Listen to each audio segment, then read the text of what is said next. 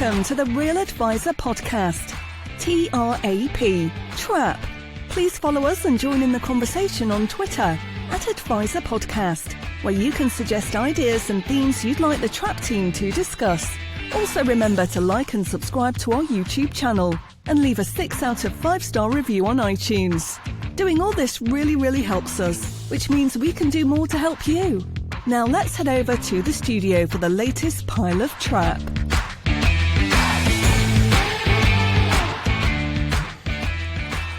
Yes, indeed, dear Trappists. Welcome back to episode 7 of the Real Advisor Podcast, TRAP.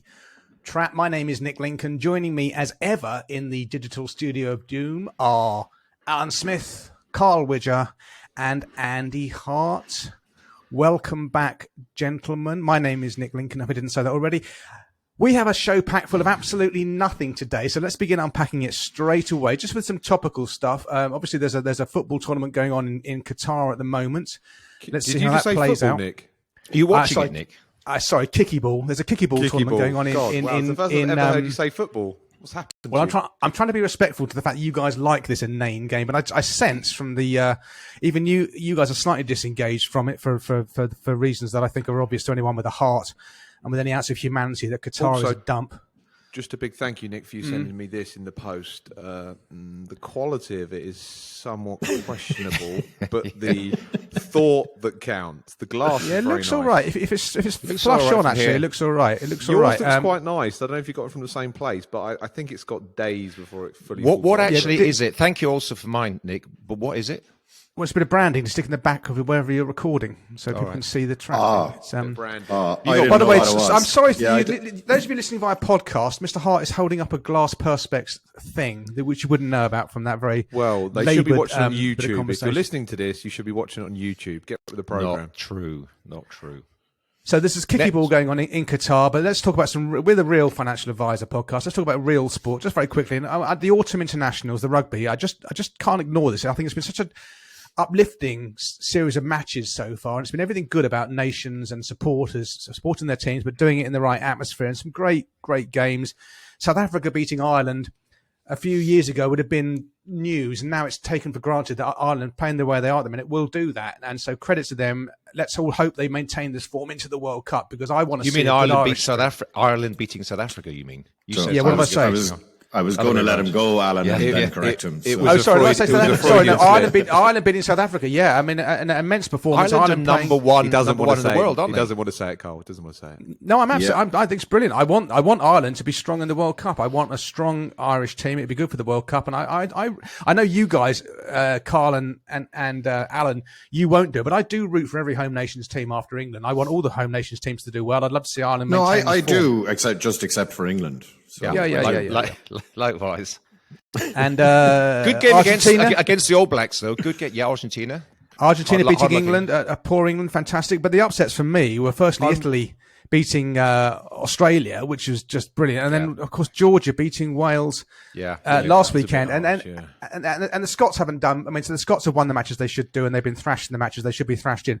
But anybody who saw Doddy Weir come out before the match against Argentina, amazing. He's obviously with his motor neuron disease. It's not getting any better. He's fading rapidly, but it was real spine-tingling stuff with the Flower of Scotland and everything else. And the Murrayfield can be a mausoleum, as can Twickenham, but when it's going, it's properly going. And that was, I just thought, what a great advert for sport this series has been. So the England game, Nick, was fantastic. The All Blacks game, the last quarter. Never give up. Yeah, well, that was amazing. I was a bit disappointed they kicked it out. Actually, I thought, that was ridiculous. As well. Yeah. I don't know who gave that order. Was it Marcus Smith just decided it, or was it come from the top? Didn't he say afterwards? Marcus Smith just to make that decision himself. It's bad. That was bad. Yeah, it was a friendly. I know, it's a friendly, isn't it? It's a friendly. I know. I suppose Marcus Smith has got a lot of credit in the bank though for the way he did play for the rest of the game, but that was disappointing. So that's what's going on at the moment. We're coming into the autumn. The leaves have turned. And talking of turning, Andy, I think you turned over another good performance with your renowned brand. And I say that with all seriousness. It is a renowned brand, Humans Under Management. Give us your 2-minute feedback on this year's hum, my friend. Yeah, so we had it a week or so ago in London. It was potentially going to be derailed or interrupted by the rail strikes. that was planned a national rail strike the day before. Then that got cancelled. Everything was just a bit up in the air, and there was a London tube strike on the day, but the London Overground was running and the Elizabeth line was running, and the buses and yada, yada, yada. So pretty much all the speakers arrived, all the delegates and all the exhibitors. So yeah, it was a great show. So far from about 150 feedbacks. I asked the main question, 0 to 10, how do you rate the conference?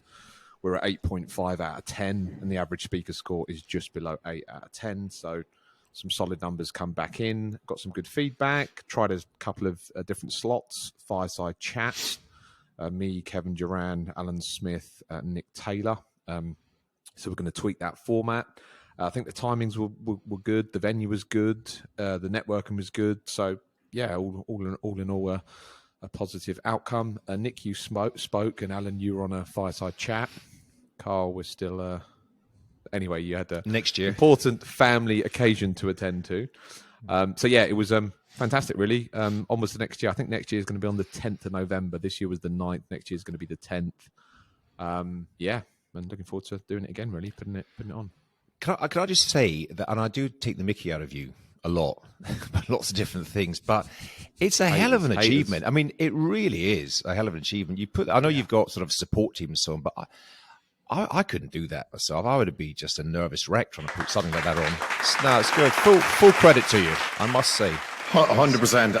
And I know we spoke about an event we ran there a while ago, and I know the stress and the strain coming up to those events, and you hide it remarkably well, Andy. You really do. And I guess that's probably the experience you have now in doing them. But I spoke to a number of Irish advisors who went over, and the feedback was phenomenal. So like to keep rolling it out, and I really like that you're tweaking it a small bit, because I think that's the challenge for any event like this, is to, keep freshening things up, and I think you've done that, and I think it was a massive success. So well done, congratulations. Thank you, mate. Thank you.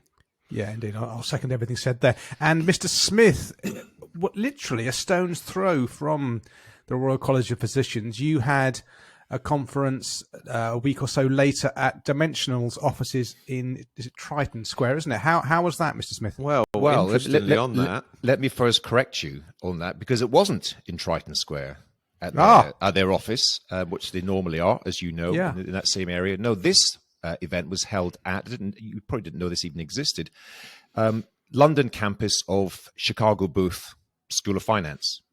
Business school, Chicago Business School. Where's that? Back end of Clerkenwell, isn't it? Around that area. Barbican area. London. Okay. London will do, guys. Move on. Yeah. Central London. Oh, I must say, this is obviously David Booth, the founder of Dimensional. I guess he's made a few bob over the years, and he's got a college and a campus named after him. This is the London or the Europe division of that, and it is an extraordinarily beautiful building. Everything about it is fantastic, and it's a great place to have an event. Obviously, there's students studying there, doing all this sort of business and economics degrees and so on, and MBAs. But anyway, it was a fantastic location, and it was a fantastic conference. I actually went 2 days for this. The Dimensional are an interesting organization. They'll be well known to many of our listeners and viewers, but maybe not to everyone.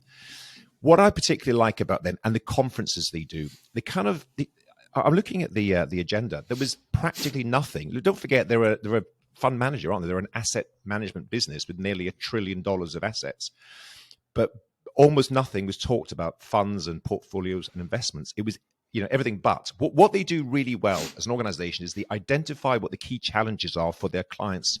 And their clients are advisors. You can't get access to their funds direct to consumer, or it's very, very difficult to do. So they understand their core business is to support their clients, identify the key issues and challenges they've got. So the agenda was full of things like, how do you demonstrate value to clients? They talked about pricing strategies. They talked about a 2-page marketing plan. Really, really interesting, useful takeaways, handouts, and the last thing I would say, there was a gentleman there called Cameron Passmore, who's the head of a Canadian advisory business, who are just flying. He's your new best mate, isn't he? My new best mate. Shout out to Cameron Passmore, because guess what? He also runs a podcast. It's a little bit more successful than this one. He runs a podcast called The Rational Reminder. He gets, I think, 50,000 downloads per episode. It's a big thing. I've listened to a couple of episodes. I'm going to dip in a bit more, but he was fantastic. He was very, very generous with his time. and he shared a lot, and he did put a lot of his success down to their content creation. Brought in $1 billion of new assets last year alone, and a lot of it is down to the podcast and the whole kind of content system they put together. So he was excellent, and I think Dimensional do that well. They bring in people who have enjoyed success, who are very generous with their time and sharing all the sort of ideas and insights with the rest of us oiks in the room. So it was 2 days really, really well spent for me. It's an incredibly enviable company, and you're right. That's what they do. They connect great advisors around the world. So a lot of the top advisors in any of the developed markets, they'll usually be using Dimensional funds to some degree. So yeah, the network's amazing. And us four, and we all use Dimensional, and pretty much, not exclusively but heavily. So okay, thank you for that, Alan. And I can imagine it would have been a fab cat. I didn't know that was there in Clerkenwell, which is I love that area of London, by the way. It's just on the edge of the city, but it's not as sterile as the city can be sometimes. It's got that Farrington, Clerkenwell vibe going on. Very nice. And Andy Hart showed up just for drinks at the end. It was wonderful. Yeah, I rocked up just to say hello to a couple of people. Oh, yeah, there's that photograph of you, Alan, would look like you had some sort of something coming through, like an alien coming through your jumper. Did you see that photograph? Yeah, I don't know what that was all about. No, I know. My six-pack. Well, I thought it was a beautiful photo, and I've kept it. Good man. Okay, without any further ado, before this goes down into the dregs, let's go on to sort of meat and potatoes of this episode.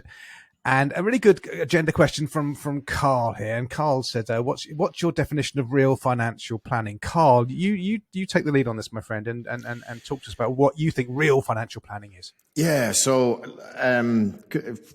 this kind of came about for a number of reasons. Number one, the reason I couldn't attend home was my dad's 80th birthday was on the Saturday afterwards, and I wanted to be in the absolute fullness of my health for that event. So going over to London on a Thursday and staying Thursday night was not going to help on that. So anyway, we gathered for lunch in Kilkenny, where I'm from for my dad's 80th birthday, and we just had what I would describe as an absolutely magical day. Everybody was there. All the grandkids were there, bar one of my girls had a very important football match, so unfortunately she couldn't go, and she won. Well done, Rach. But we went to an Italian restaurant, had just a wonderful time, took loads of brilliant pictures.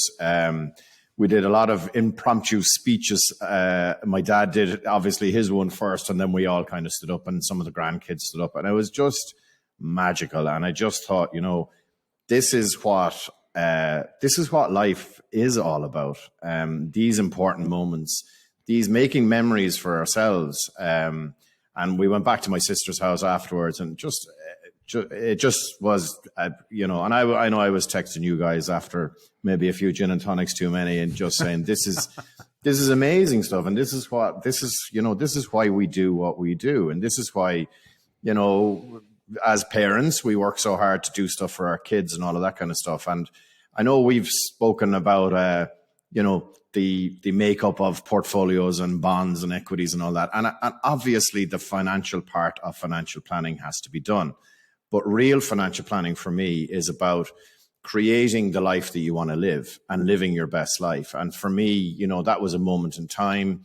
I know my dad absolutely loved it, and my mum absolutely loved it. I got one of my favorite photos of all time of my dad and my mum walking up the street nice. From the restaurant to, we were going to jump in the car and go back to my sister's. And it was just amazing. And, sometimes I can, and I'm sure you guys can, and everybody else listening in and watching in, we kind of, you lose the emphasis we should be putting on the journey, and sometimes think about destinations a little bit too much. And I think it's a really valuable lesson for us all when we're, active in doing financial plans for our clients, to make sure that we're not looking, when you're looking at investments and stuff, you're looking to the long term all the time, and we're asking everybody to look to the long term. But equally as important are, what's happening now and living your best life. And I think it goes back to, the famous quote that Alan says I didn't come up with, but, if you don't have a plan for your life, when you're asked how much money you need, the answer is going to be more. And that, my friends, is not a good place to be. And so that was deeply, deeply impactful for me, that particular day, right? And it made me sit down and go, okay, I'm going to actually plan some more of these days. with the people I want to spend my time with. And the following Monday then, I know you guys had the passing of your queen fairly recently, and there was an outpouring of grief there. But our uncrowned queen in Ireland is a lady called Vicky Phelan, an absolutely inspirational lady. And on the Monday after my dad's birthday, Vicky passed away. Vicky was 48 years of age. I appreciate the audience outside of Ireland won't know exactly who she is, but look, Google it if you want to find out. An inspirational person. She was the same age as me. She was from Kilkenny originally and came to Limerick. So story very similar to mine, although she has achieved so much more in her short life than I ever will. But it just goes to show it is a short life, and it can be such a short life. And I just came back so invigorated after my dad's birthday, and then I heard the news about Vicky, and I just went, you know what? Like, life is for living, and we, have the opportunity to have a real, meaningful, and deep impact on all of our clients. And I'm sure, and I think maybe it'd be great today to share some stories from you guys as to the impact that you have had on some of your clients. And,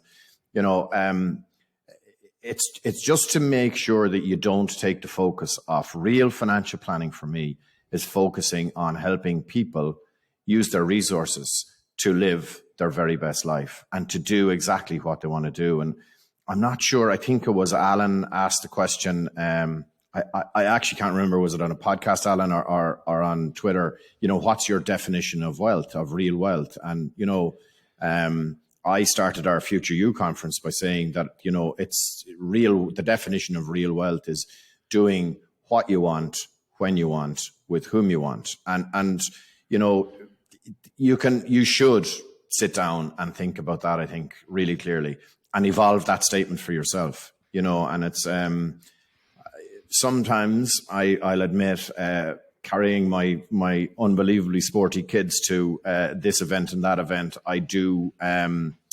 I might not be in the greatest form of all time. And I tell you, with renewed vigor, I'm going to attend all of these. I do attend all of these matches all the time, but I went to the Ireland-Australia match on Saturday night in Dublin, and stayed over in Dublin. And one of my daughters had a match miles away from that. And, I traveled. I went to that game, right?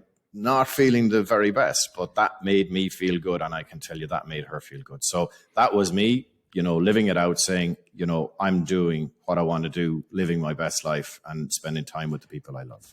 So I just thought it'd be a good thing to do. Could we share some stories as to, what our own definitions of real financial planning? So maybe Nick, you might pick that one up for me. Okay, thank you for that, Carl. That was insightful. And I remember watching my son play football on Sunday mornings, soccer, whatever you want to call it, on Sunday mornings, and kicky ball. I think most mornings I was hungover, but I was there through all those long January, February mornings. Standing still on the touchlines is really hard work. It's really bad for your back. So in the end, I took to running the line because it got me involved, and I didn't come off with a crippled back. And I was there for it anyway. And I know that to him that meant a lot. So you're a kicky ball linesman as well, Nick. Kicky ball linesman. I used to love flagging for offside and getting all kinds of fulsome praise from the dads and coaches on the other side of the pitch. Can you explain the offside rule, Nick? No, don't. If the last man is through on the last bag of carpets that are the goalposts for that side, and the carpets are on that, the jumpers are on that side. No, although it did get better, didn't it? Because they changed the offside rule. But the ball had to be played to someone who's interfering, who was in play. Which made it a better rule. Whereas in the past, anybody in front of the last defender could be offside. Look it up, guys. I'm just made it up. No, it's true. So, thanks, Carl, for that. Yeah, one point you made, Carl, in there is the people who say how much and they always say more, they can't be helped. And these people are, the people that accumulate money for its own sake. That's a really dark place to be in because they're never going to have enough. Whereas we try and work with people who want to have a plan, right? And the plan is there. Yeah, it's about finances and gathering assets for the clients, but those assets are purpose linked, right? They're financial assets that underpin people's life goals. And that's what financial planning is about. It's not about accumulating stuff. It's about making sure you've got enough when you need it to do those things to you that are important to you and your family and your life and that satisfy your values. And I think that's what financial planning is about. I've got a relatively simple story. I've got a client I've been working with since 2014. I mean, a lovely guy, a skilled guy. He's an artisan. He works with his hands. He's got a real. He basically repairs brass woodwind instruments for orchestras, and it's a dying breed what he does. Oboe, clarinet, saxophones, that kind of stuff. And he's renowned. He's brilliant at doing that, and he's rubbish with money. He's the kind of person who will be taken for a ride by less scrupulous advisors. I worked with him since 2014. He inherited he had an awful pension with a company that Alan and Andy, I won't mention them here, but all the normal stuff. It was a SIP, about 30 lines of stock and stuff on his SIP, obscure stuff, loads of duplication, overcomplicated, expensive. Duplified. Yeah, there's duplication. I'm making it up as I go along. Duplication. Well, it was that bad. It was duplification. I'm only picking you up on words because you can pick up other people on. No, it's very good. Thank you for that. It was that and so we got him out of that junk and we got him into a nice streamlined portfolio. And I kept on saying to him, you've got to keep on saving, David. You can know because you want to do this. You want to be able to walk away from work at the age of 75 in case your eyesight and your hands aren't able to do the stuff you do with these instruments. And I kept on making him do his ISA and I kept on making him do his pension. Anyway, now he's remarried and he's always had a love and passion for France and for Brittany, the region of Brittany especially. And with his new wife, he is looking to sell his place in Edgware and buy a place in Brittany now, 4 years earlier than would have otherwise been the case. He's 71 now, not 75. And you know what? He's got enough to do that. I'm just helping him encash his ISA. I'm helping him take some tax-free cash from his pension. So he's got enough money to clear the mortgage. He's still got quite a big mortgage. That's going to be repaid. He's going to go to Brittany. He's living his life. He's doing things that satisfy him. He'll be living near his daughter who lives in Brittany. And I know that he wouldn't have done any of this without, and I'm not bigging me up, it's what we do as a profession. He wouldn't have done this without me on his shoulder the last 8 years, just keeping him out of the crap, not letting him get sold to by the sharks, giving him value for money with his portfolio that, for the last 8 years has delivered a significantly greater return than the portfolio he was in because I put him into assets that generate a significantly greater return, right? I took him out of the shitty bonds and I put him into mainly equities. And he's going off shortly to live his life in Brittany. I'm not sure actually whether I can help him at that point because it's a bit complicated when clients go abroad to France, what you can and cannot do. So I'm kind of navigating that. Nudge. Yeah. So there you go. There's an example of someone who's living his life, has brought forward his dreams, and it's happened. I don't think he would have done it without someone like me or one of you guys or one of the Trappists who get what we do, the real financial advisors doing what we do. And it's all basic stuff. You do the basics. That's like, it's the foundation, right? You want to build a lovely house, you've got to have a bloody good foundation. And the bloody good foundation is a financial plan, plain vanilla products, low cost, transparent, and always being ruthlessly honest with your clients and saying, if you want this, you've got to do this. There is no shortcut. I will get you there. And that's that's my Brilliant. That's fun to mine because that's my pleasure because I'm doing it right now for this guy. I'm helping him access his pension and so forth. And I'm chuffed for him because he's lovely. He's absolutely lovely. But he's the kind of person who would get who will get fleeced or can get fleeced. He's got, like most people, we do all this stuff all the time and we're immersed in it, right? And we know all the nudges and behavioural stuff.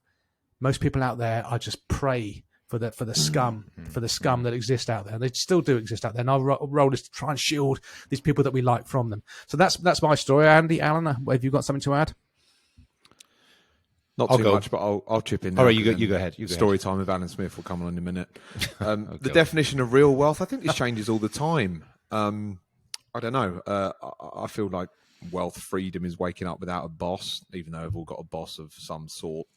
Filling your diary up with things that you want to do. Surrounding yourself with people you love, good friends, good clients, family. I think I'm quite blessed being born in London and being in a business that sort of pays quite well, so I obviously hang around in some nice places. So I often am with people and just say, these are the moments we need to enjoy. Even though I've had a couple of tough years. Anyway, so yeah, here we go. Andy, the ultra crepidarian. Come on, we got both of them together. He knows about everything. Andy can't be told anything. His name so is just before you go on, and Andy. true heart. So the definition of real financial planning is being born in London. Well, okay. And hanging out in fancy places. There's more depth in a puddle. Is deeping meaningful heart. We've work to do on you, Andrew. I realise I Humans live in a under bubble. management. Come on. No, that's fair. He's I think there's a self-awareness point he's making, which I get as well. Exactly. Yeah. Okay. Over to you, Alan. And, Alan, yeah. Carl, I do that question. There is another podcast that I'm associated with about business owners and entrepreneurs who go through a particular journey and they exit their businesses and make usually significant sums of money. And I ask the question every time, which is, you said true wealth, and what's your definition of true wealth? And the answers are all a version of the same. It's all kind of independence, freedom, deciding, what you do, where you spend your time, who you spend your time with. And what's apparent, and I was really, quite touched, and you did keep in touch with us during your dad's 80th birthday, because my old man was 80 a couple of years ago and I was at his. And really, when someone gets to 80, there might not be too many of those big birthdays, maybe a 90th, 100th, hopefully, but you never know. And so it's a reflective period, and it's great to have your family around. And there's any amount of research and evidence that says when you talk about money, what gives us meaning and value is experiences more than things. You and your family, Carl, will remember that for the rest of your lives. That day, that weekend, For sure. If you'd gone and bought yourself a car or something else fancy, you'd have enjoyed it for a day or a week or a month, but you'd have been frustrated with it as time went on. So I think that's one of the key things when people build wealth or come into wealth. They think, what should I do now? Do I buy a fancy car? Do I buy a holiday home? Do I buy something else? And often the answer is, and this is where a lot of the work that we should be doing, it is coaching. And the answer may well be, it may be to buy, a toy or a fancy thing that may be, but that the pleasure is fleeting. That's evidence-based, that's factual, based on tons and tons of research. I'll share, you're talking about specific client stories. Just, here he goes, finger point. Oh. Grab yourself a drink, a very long drink. It's story time with Alan Smith. That should be the Capital Asset Management hold music. Crack on, Mr. Smith. We're going to do that every week. Maybe, No, I'll moderate it. On the weeks you don't tell us a story, I won't do it, Alan. Crack on. Yeah. Actually, just reflecting on what's going on in the world right now, Wales are also in the World Cup. Big match against England coming up. There is no Welsh representation. There's English, Scots, and Irish on this group. I'm Welsh. I'm half Welsh. And Andy's got some taff in it. All right, so I'm half Welsh, half Scottish. I'm not English, but I'm born in England. All right, London, so we've got full full representation. Oh, and just on that, having just, lots of stuff, activity going on, Wales, they did lose against Georgia, but they did have a decent result against the United States. They played in England in the World Cup. Have you seen the video, the Michael Sheen giving a speech about Wales? It is brilliant. It almost makes you want to become Welsh. It's very put a link to that. Whoa, hold on. But do you know the funny thing about this? The manager of Wales now is crapping himself that he's got to do a talk before their first game against USA, and he's like, how on earth am I going to do anything? So he's the guy that's actually the most stressed about this. No, I know. So his team talk before Wales versus USA. It's the match before England. It's about England. Oh, maybe. That's what the speech is about. It's about we won't be bothered by a neighbour back home. Yeah. Anyway, my story is about a Welsh client, a lady who is independently wealthy, had just saved diligently through her life. She's single, and she would come in and meet me, and we'd update, and the investments were proceeding well, and she was, gathering and growing her assets. And I would often say to her, what do you want to do? How do you want to, you should spend it. Do you want to travel? Do you want to do anything? And she'd also, oh no, I'm not so sure about that. And I'm getting older. I'm not sure I want to travel too far. And I kept pushing the point. I said, because this was just accumulating more and more wealth as years went by. And because of my understanding that experiences are important, and she did like to have her holidays and so on. And she told me, she said, do you know, she said, there's a place in Patagonia, Argentina, which is Welsh speaking. She said 100 and something years ago, I never heard this, 100 and something years ago, when all the kind of the mining, I think tin mining it was, sort of dried up in Wales, a bunch of kind of pioneering, exploring Welsh people had been told that there's, the hills are paved with gold in this part of the world, Patagonia, Argentina. So they went out there and they created a community.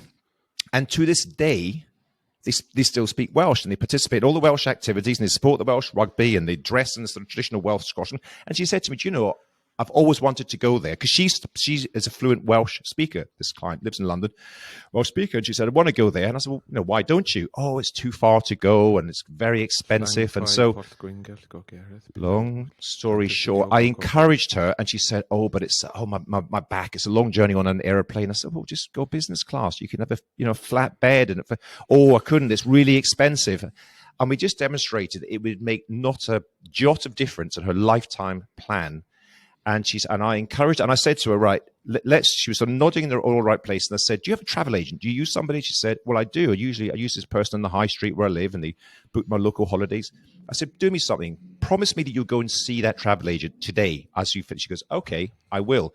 So I held her accountable, called her a week later. Did you do it? Yeah. She said, I booked it. Long story short, a year later, she comes into the office, shows me all the photographs.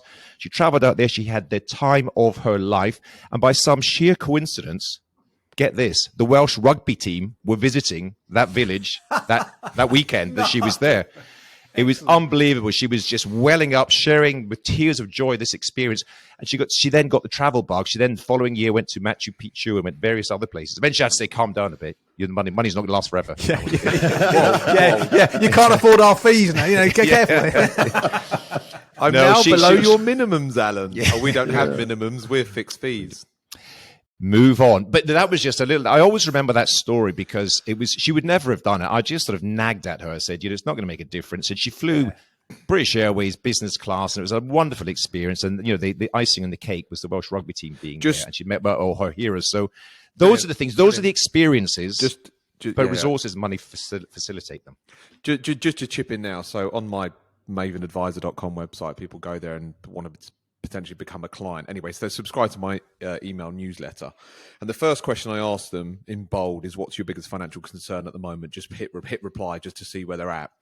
And I got a reply a couple of days ago from someone saying, my biggest financial concern is to do with whether I should have bonds as part of my portfolio at all. And then he goes on to list 4 points about bond funds. I think I shared it with you, the other guys.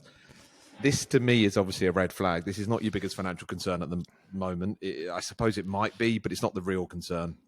But yeah, when clients answer things like that, you got. But I think, Andy, to be fair, that client or prospect may well consider that to be his greatest financial concern at the moment. Yeah, and I suppose it's inherent on all of us. If real financial planning is what we're about, is to bring those clients on the journey with us and to explain, the real important stuff. You're so right. Keep it simple, Carl. What I've learned over the years is to meet that client or that prospective client where they are. I used to, if I met someone like that, say, no, that is not your issue at all. Your issue is, something else, having enough money to last the rest of your life. And that's not how you win people. That's not how you engage with people. You say, I understand. Tell me more about the bond issue. Tell me more about that. And then you win them across. Okay, if you saw the rest of the 4 points that this person, it's obviously a guy, has listed, my tacit knowledge tells me this client's going to be a nightmare. But yeah, I get it. But you'll take him on anyway. Okay. No, that's I think, Carl, I think that's a really good discussion there about what real financial planning is. It's about in the most consumer duty driven way, it's about successful client outcomes, people achieving their goals, right? And that's what it's all about. That's what all of us are hardwired to do. We don't need legislation to tell us to do it. Let's not go down that. Maximizing the opportunities of a life well lived. We might address it one day. That's it. Okay. Carl, are you happy to close on that one? Yeah. Thanks, guys. Go on, Andy. Yep. No, nothing. I was just going to say that Saudi Arabia have beaten Argentina 2-0, 2-1 in the World Cup. So anyway, that's a very timestamp on this episode. But yeah, interesting first game. Are the RG they were the favourites. They used to be. Oh, okay, fine. Pretty much. Them and Brazil were quite close. Obviously, Messi's going to have a great tournament. He scored the first goal anyway, 2-1 to Saudi Arabia. But the Saudis are quite rich, aren't they? So that envelope would have been quite big. All right, let's move on. Okay, move on quickly. So with the next topic, okay, so this is a topical one, and again, we can't not really talk about this. It's in some ways it's a sad topic, in other ways, part of me We thinks, told you what? so. We kind of told you so. And this is the Sam Bankman-Fried story with FTX. Although he spells it Fried. I mean, if the guy can't even pronounce his own name right, that's a red flag. So this is the latest crypto thing to go belly up. It's the biggest thing, I think, in the crypto world to go belly up. It's just an absolute mess. The guy was a sociopathic liar. And like all of these people, he projected. And the more I go through life, the more I realize the people that extol how virtuous they are all the time are the ones you've got to steer well clear of. This guy was telling the world he was a vegan. Who gives a monkeys what the guy eats? This altruistic thing that he had. It's just, looking back, because I don't get involved in crypto, I've got no interest in it, and things like this kind of affirm to date my judgment in having very little interest in it. But apparently, this guy, he was giving so many red flags. He even gave an interview recently in which he said, we do all this woke stuff just to keep the right people happy. And he sat there chuckling as he said it. And of course, it's gone horribly wrong. Lots of people have lost a lot of money. There was a Larry David. I mean, Alan and myself are big Curb Your Enthusiasm fans. There was a Larry David advert for this that came out in February, I think, in which Larry plays his own. He caricatures himself, so he goes to all these events in history where someone shows him the wheel, and he goes, "Nah, it's not going to work." And then these cavemen show him how fire works with sparks. Says, "That's not going to take off." And then we'll never get to the moon; it's too far. He's just basically poo-pooing every great idea. And then someone comes to him Larry, with this FTX thing, and he goes, "Nah, not going to work." And of course, the joke is, it's going to work because it's a great idea. Turns out Larry was right. The funny thing is, the not funny thing, that on YouTube, that advert from February has got over 11 million views. And you've got to think a good proportion of those 11 million views are X number of million, not investors, but speculators in this fund who have lost all of their money. It's an outright fraud. This guy, Bankman-Fried, he donated an enormous amount of money to the Democrats. And there's a question there about, should this money come back? Was it illegally? It has ramifications. As ever, linking with the story of my client, who's a bit of a financial, he's naive financially, who this guy's going to Britain. Keeping those kind of people away from this kind of crud is a lot of what we do. So I'm not happy this has happened, but part of me is thinking, thank God, that none of my clients were involved with this and this whole bubble around crypto but non-fungible tokens. They were all the rage 12 months ago. Now I don't think you can give them away. God, nobody's even talking to us about it now. I mean, obviously we just bat it back and say it's not important, but at least now we don't even have to have those conversations. At our peer group, Andy, where we have advisors around who we strongly, but they were talking about this and seriously wasting time talking about it. Like we should seriously look at it. I think you guys should take a serious look at this. It's like, I'm consuming that's the benefit of hindsight. I'll put my hand up and say I've, for some years, been at least interested, and to dismiss this whole thing as just saying this is a complete, crock. And there are so many, and there's a lot of interesting revelations here. I listen to a lot of podcasts, a lot of all this kind of Silicon Valley and the All In podcast, and they were talking about all this sort of stuff. If you read some of the stories that are coming out now about this particular debacle, and you've got huge venture capital companies in Silicon Valley, like Sequoia Capital, who are just full of the smartest people on the planet. Yeah, they dropped $200 million into him as a sort of seed sort of investment. And you think, cry, what due diligence? This is the whole thing is just very symptomatic of our old friend Warren Buffett, who his famous thing. Everyone sees who's swimming naked when the tide goes out, because this stuff. When you've had a decade plus of zero interest rate. You were able to raise capital at practically zero interest rates and borrow money and invest in things. And so they had just billions of dollars swishing around looking for a home.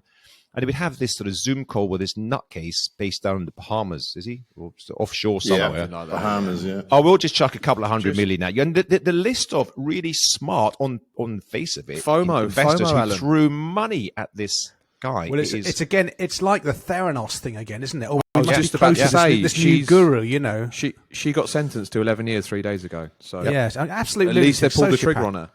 Carl, I like Alan. I take your point about just to dismiss it without trying to understand it is, that's, we got to try and understand it at least. And that was the thing. And we had a meeting here in Metis, and I asked everybody around the room, I said, does everybody here understand cryptocurrency? And they thought I was like, everyone was like, oh, Jesus, he's going to ask me to explain cryptocurrency, right? Yeah. Because my point was, I don't understand it. And I don't think I'm pretty financially literate. And I just could not get my head around it, right? And it was like, so if I don't understand it, I'm never, ever going to try and talk to anybody else about it. And when you see all of the stories that are coming through on it, it's like, oh my God, this is absolutely crazy stuff. One of the things that's fascinating is that the guy gone in as the head of FTX now to try and save the company or to give money back that he can try and find is John Ray III. John Ray III said that, I'm reading this, he's never seen such a complete failure of corporate controls. The interesting thing about John Ray is Enron, yeah. he's the guy who went in to solve the Enron debacle, right? So if you want to watch Enron's the single biggest corporate fraud in Enron US, like world a history compared to this thing. Yeah, and this thing is like he's never seen anything like it. It's like at least absolutely Enron mad. sort of had a product. They sort of delivered a service. Yeah, this is yeah. absolute Who's fiction. that? Who's that English comedian on American TV, John something or other? But Yes. how he described crypto and everything else. He said, Well, I think- everything you don't understand know- about money combined with everything you don't understand about computers. Technology, yeah. This is this is it.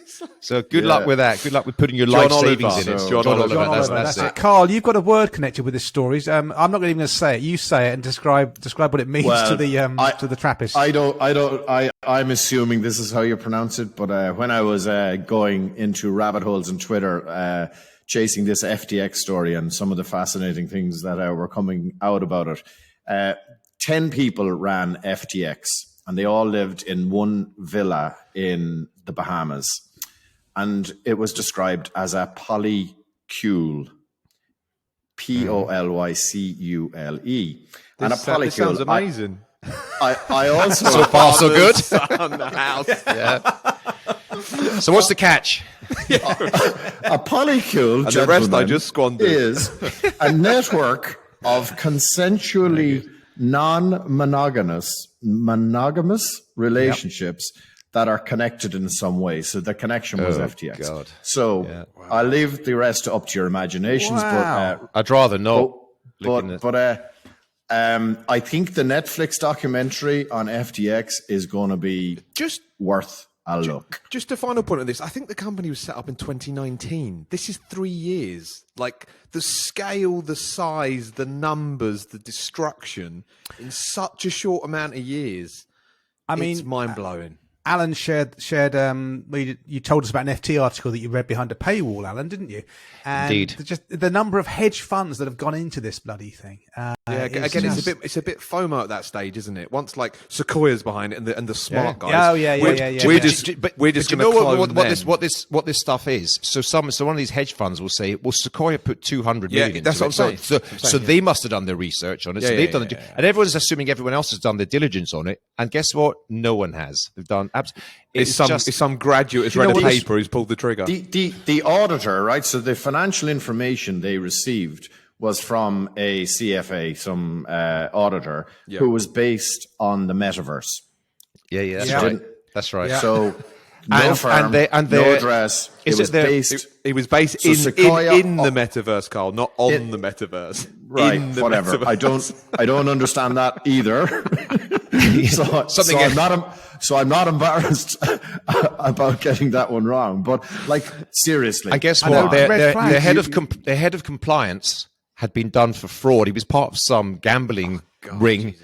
And he'd been convicted of fraud a couple of years ago. That's right. He's That's head right. of their And compliance. this reminds me so much of Madoff, and that Bernie Madoff's brother-in-law on the floor above him used to reconcile the trades, and Yes. Bernie Madoff's accountant was a guy in some upstate New York shopping mall above a Burger King. Yeah. And it's like Hey, you know the interesting thing but about Bernie- Intentionally intentionally. Bernie Madoff's brother-in-law, who was the accountant, was on an address in that building on a floor that didn't exist. Didn't so exist, there you go, yeah. right? But do you know what about the Madoff? Crazy stuff. But all Madoff was doing, obviously, complete fraud and everything else. But he was investing. He was just robbing Peter reporting to pay it. Paul. But he was just reporting it wrongly. His funds had gone down, and yes, it was a huge Ponzi. Yeah. But this one, there is no investment. It just was spent. And I just don't know. Printing. And then obviously currency. It's and we're then having to produce a 46-page report when a 27-year-old sets up an ISA. Yeah, it's the guns are faced in the wrong direction here. The amount of UK investors that would have lost millions from this, but correct. So I suppose one of the bigger questions now is that is like FTX is obviously gone. What's the future for cryptocurrency as a whole? And that story is to be played out, because I know a lot of them now are looking for investment because obviously the values of them all have fallen. And who's anybody out there brave enough to invest? Well, we got the two big ones left: Coinbase and Binance, and a load of other sort of they're just small players, platforms. Revolut. They're exchanges, aren't they? Yeah, they're exactly that. There's a whole lot of other technology behind it. But fundamentally, they make money on activity. The activities just hit the floor. So there's obviously blockchain technology, which is another thing. So let's not maybe go there. We don't want to turn it into something that people whichever way it goes, Carl, whichever way it goes, we can look at it with a detached eye, because we haven't got our money involved or our clients' money involved in it. So we haven't got skin in the game. We can just be observant and learn lessons from this. And history doesn't repeat itself, but it does rhyme. And this is so, just closing on this, remember the long-term capital management hedge fund that imploded in 1998? Yeah. All these bright boffins, PhD to the roof and back, to the ceiling and back, and they got it wrong. And listen, it's just everything comes around full. The only history you don't know is this. The only thing history you don't know is history you don't know. I'm paraphrasing badly Harry Truman there, but there's nothing new in the world. Sorry, apart from the history you don't yet know. And I think and clearly we all now know what a polycule is. We Very do. important. Now, from our little quadrocule here, the four of us tied together by Trap, but enjoying monogamous relationships with one another, I think it's time that we're 47 minutes in. So I think we should, if we can, Andy, we'll put your subject over to the next episode. That's going to be a Me Too one, and we'll talk more about that in the next episode. Let's go on to our Trappist questions, and the first one is from. I'm cueing a drum roll there, but it's not coming through. So let's go straight into Aaron Gunningham, who's on Twitter as at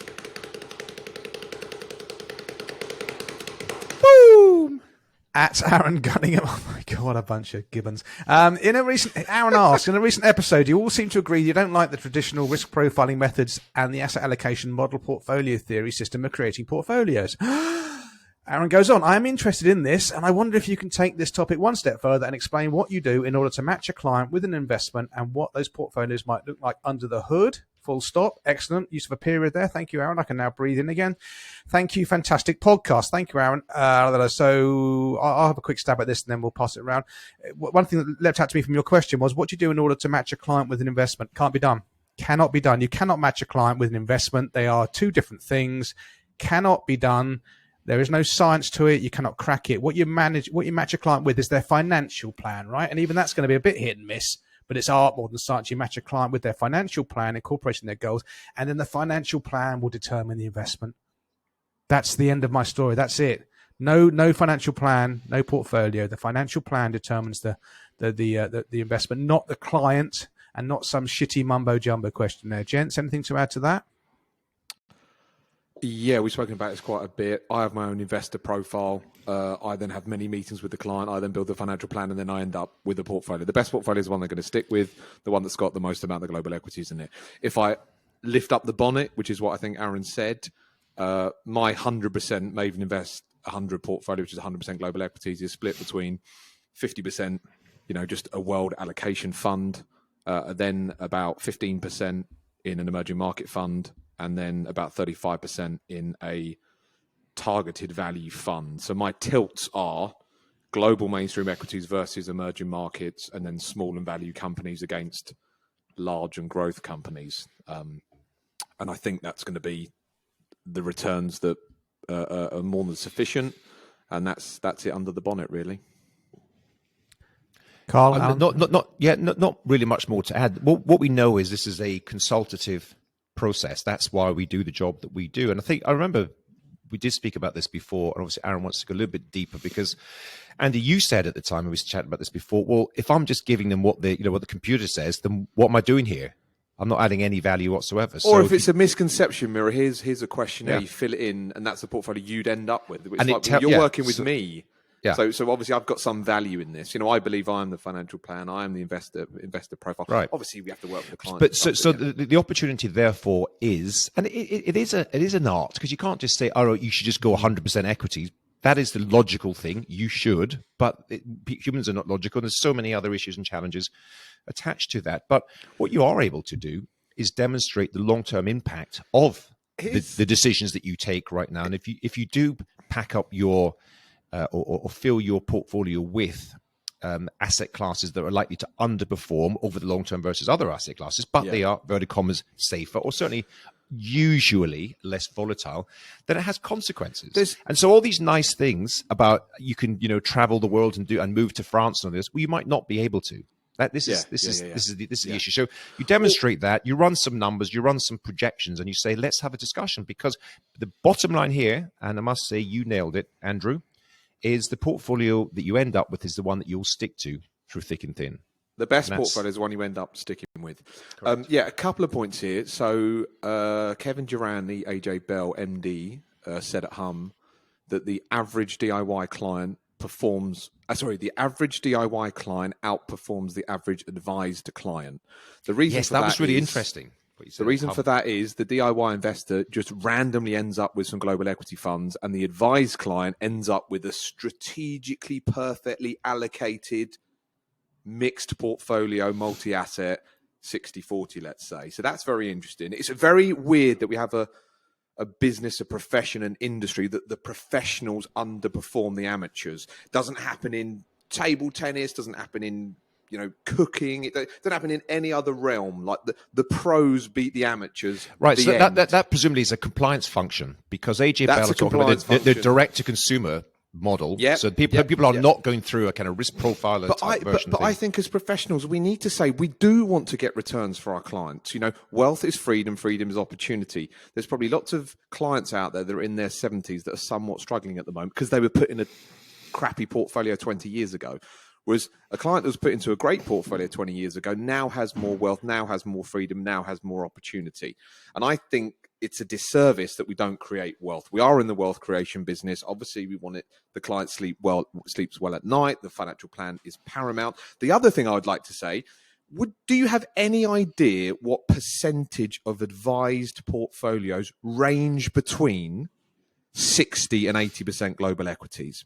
What percentage of advised portfolios sit between 60 and 80% global equities? I would hazard a guess of probably about 80% of portfolios. I was going to say 80. I'd say about that. 80% of advised client portfolios are between the range of 60% global equities. Well, that's our guess, mate. That's our guess. We don't know it. That's our guess. Oh my God, have we overcomplicated to get to that answer? How overcomplicated have we made that question that leads to that answer? If the answer is a range between 60 and 80% global equities, oh my God, we have massively overcomplicated the process to get to that answer, I believe. Carl, you haven't spoken on that. I'm conscious of time. Shall I do the next question and you lead off first on that one? Are you okay with that, or do you want to chip in on this one? Yeah, that's fine. Okay, fine. So I'm going to try this drum roll again and see if it works. It's a bit annoying if it doesn't. It just doesn't want to play ball, does it? No? Okay, fine. So the next one's from Joshua Carr, who's on Twitter as @JoshuaBromelo. Joshua, you've been on before, so this is your second question. Consider yourself blessed. Networker professionals, are there tips you can give on building this network? More so, how do I validate my value? How do I evaluate someone else's without doing work with them? As someone who has little social proof at the moment, am I better trying to catch flies with honey and be ready for an opportunity that comes? Carl, I'm throwing that bomb at you, my friends. Yeah, I'm sorry I agreed to that now. Okay. So look, I think I read the question earlier on, before coming on, and I just thought back to, I think it's nearly episode 1 that we spoke about, what do you do when you're kind of setting out in your journey? So am I right in assuming that, this gentleman is setting out on his financial planning journey? I think so. Yeah. He's just trying to, he's trying to build his network in terms of clients, but also professional advisors or whatever, right? So for me, it's, and Alan and I disagree on this, right? But for me, it's going to the opening of an envelope. And I really do think that that is so important. And, you know, you're only going to find out who are the people in terms of professional advisors that you want to work with, but also that want to work with you. And you're probably in the realm of, you got to get these people to want to work with you as opposed to picking and choosing. So I think, you know, putting yourself into the places that these people are hanging out in would be a great way of getting involved in that.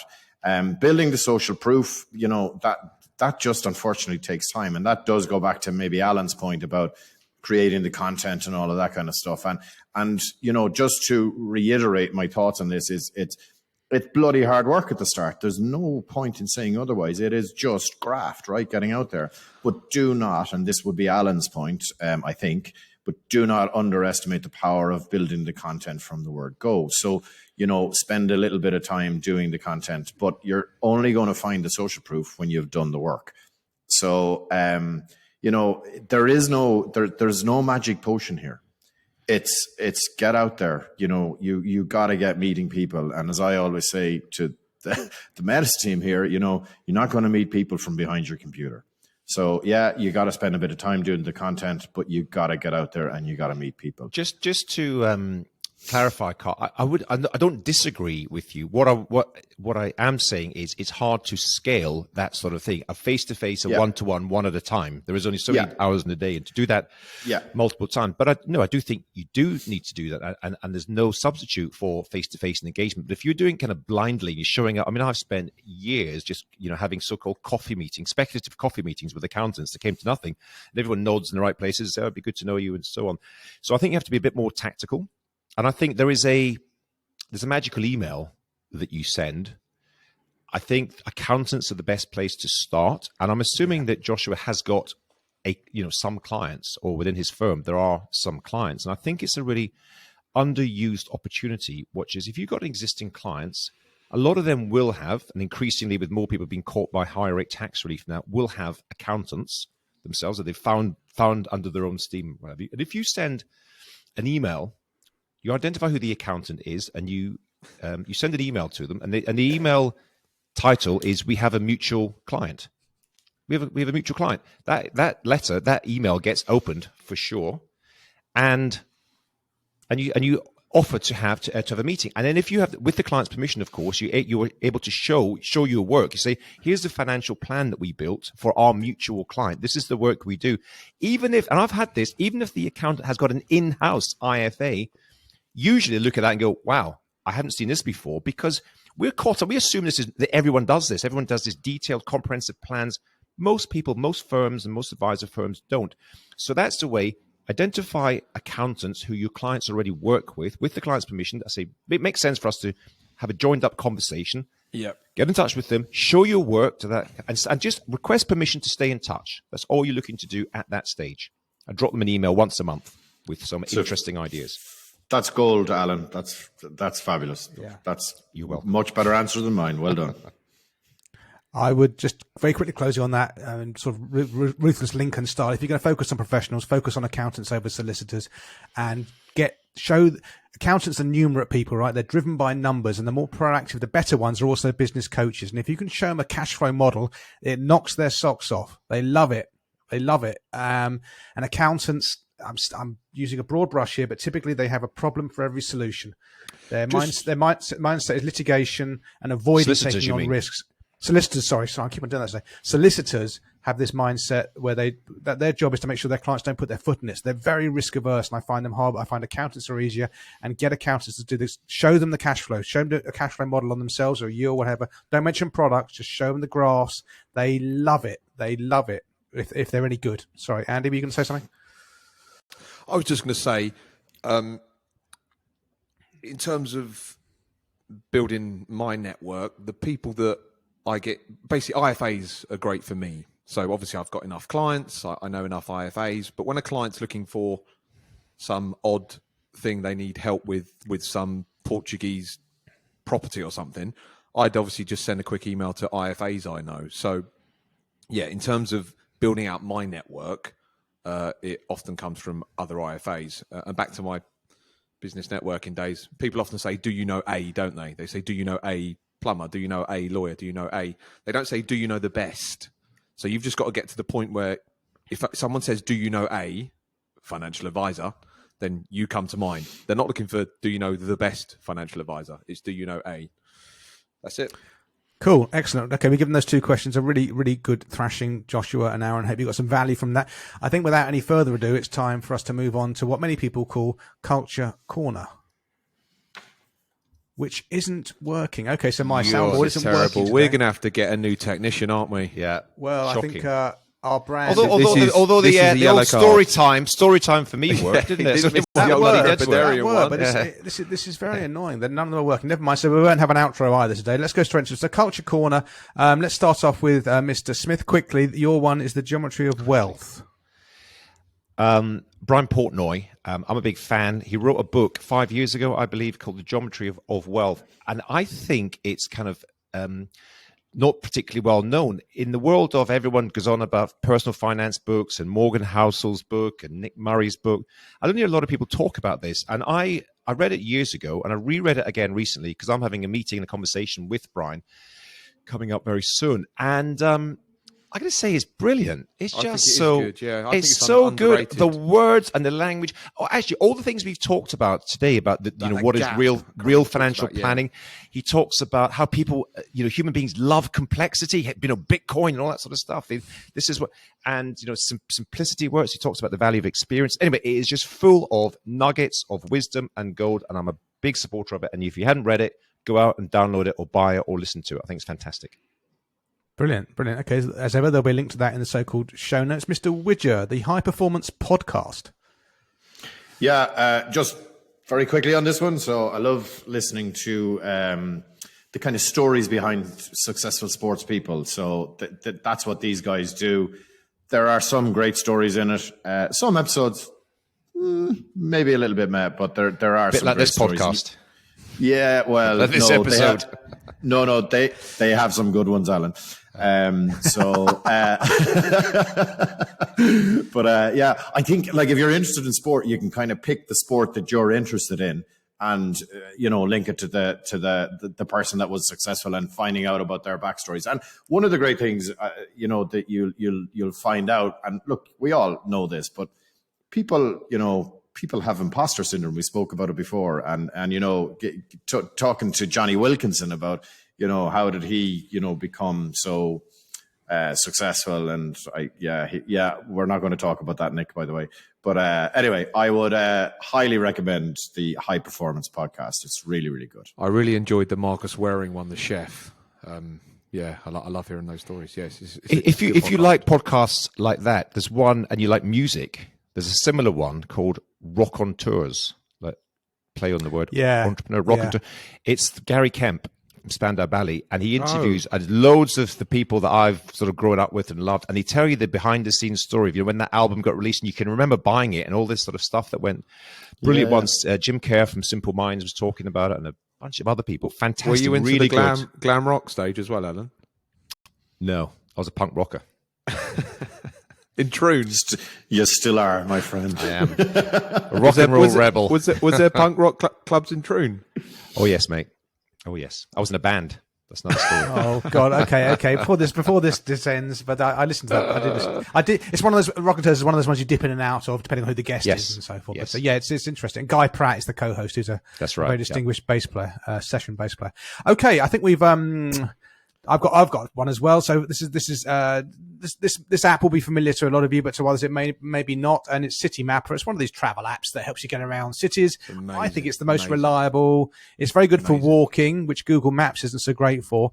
But the one thing I love City Mapper for, I've travelled from Euston to Watford Junction since the mid-1980s, and at Euston, you stand on this great big concourse. You're looking up at the board telling you what platform your train's going from. And it's not just about the trains about 2 minutes away from Euston. They tell you what platform you're on. And everybody on this concourse then funnels down to get on the train. And, I'm a gentleman in most ways, but you get to you're elbowing old ladies out the way. There's a woman with a pram. You're kicking that over. You don't care about the crying baby. You're elbowing to get to the front so you get your seat. With City Mapper, it tells you the platform that the train's coming in on. So you look at that and you just sidle off. And you go down to the platform, that's useful. And there are 10 or so other city mappers that we all look at each other. You know, we have this little thing where we go and pinch each other's bottom. Now, sometimes that doesn't always work. They're just on the right platform for some other reason. That can have legal ramifications. I'm not suggesting you do that, but it's just a brilliant way if you want to get your seat on a train. Am I on the right podcast? City mapper. Yeah, there's a free version and a paid version. I have the paid version because it helps when you're walking. But that's my culture corner tip of the week. Right, gentlemen, and it's great for think any other cities of the world. Indeed, it works even in places such as, I think it's called Birmingham. It worked there, and Bristol. I've used it on my recent travels. It's been very enjoyable. Gents, probably time to wrap this up now, Nicholas. Gents, I think it is 65 minutes in. Wow, that's almost flown by. I think we've done it all. That was fantastic. Dear Trappists, thank you for persevering with this episode. I hope you got some value from it. The next episode, we're going to focus on probably one key subject, which Mr. Hart has raised, how other professionals IFAs use to become successful. So coaches, accountants, professional advisors, etc. What do we use to help raise our game, which will be a good subject matter. And then I think after that, we might have a whole episode devoted to answering your questions, because we are aware they are backing up in the Trappist spreadsheet. And that might be quite good just to go through a series of those. So leave a review on iTunes, 6 out of 5 stars, like and subscribe on YouTube so we can get to 1,000 followers, and then we can just flog relentless advertising at you. Okay, that's called a win-win. And become YouTube millionaires. We're only at 878 people away from getting to that magical 1,000. So please do that. And without that, gents, I think I love you and leave you, and we'll see you all for the next episode of Trap, episode 8. Bye. Goodbye. The outro won't play now, so just wait for a stony silence. There we go. Outro not playing, and we'll stop the recording.